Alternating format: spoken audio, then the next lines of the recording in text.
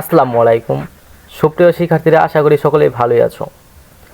তো আজকের ক্লাসটিতে আমরা দেখব তোমাদের বাংলা বইটি থেকে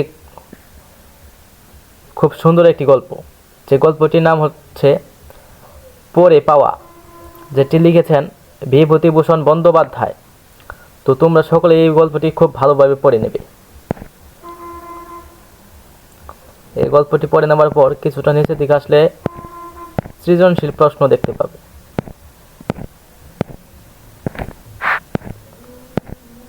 আজকে সেই সৃজনশীল প্রশ্নটির উত্তর দেওয়ার চেষ্টা করব।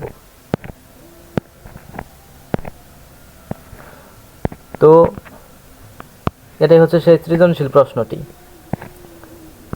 এখানে উদ্দীপক দেওয়া হয়েছে এবং এর আলোকে নিচে 4টি প্রশ্ন দেওয়া হয়েছে, 4টি প্রশ্নের উত্তর দিতে হবে। এবং নিচে আরেকটি উদ্দীপক দেওয়া হয়েছে এবং এই উদ্দীপকটি পড়ে এই 4টি প্রশ্নের উত্তর দিতে হবে। তাহলে চলো এই প্রশ্নগুলোর উত্তরটা দেখে নেই।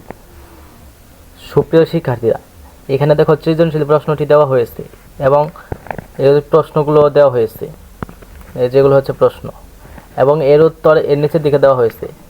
1 নম্বর সৃজনশীল প্রশ্নের উত্তর। তো এগুলো হচ্ছে প্রশ্নগুলোর উত্তর। এটা হচ্ছে ক নম্বর প্রশ্নের উত্তর এবং এটা হচ্ছে খ নম্বর প্রশ্নের উত্তর। তো তোমরা এগুলো অবশ্যই ভালোভাবে দেখে নাও। এটি হচ্ছে ছোট গ নম্বর এর উত্তর। তো এটি হচ্ছে সর্বশেষ বড় ঘ নম্বর প্রশ্নটির উত্তর। এগুলো তোমরা খুব ভালোভাবে দেখে নাও।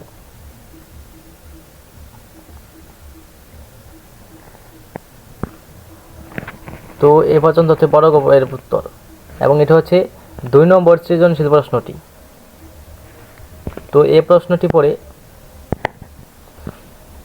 এই উদ্দীপকটি পড়ে নিচের এই 4টি প্রশ্নের উত্তর দিতে হবে।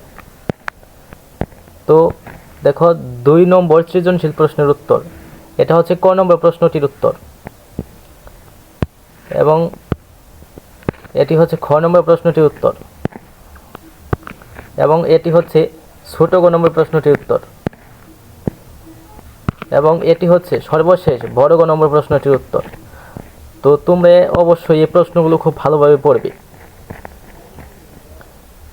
পরে এই প্রশ্নগুলো উত্তর দেওয়ার চেষ্টা করবে। তো এই প্রশ্নগুলো উত্তর দেওয়ার জন্য তোমরা অবশ্যই গল্পটি আগে খুব ভালোভাবে পড়ে নেবে, তারপরে এই প্রশ্নগুলো উত্তর দেবে।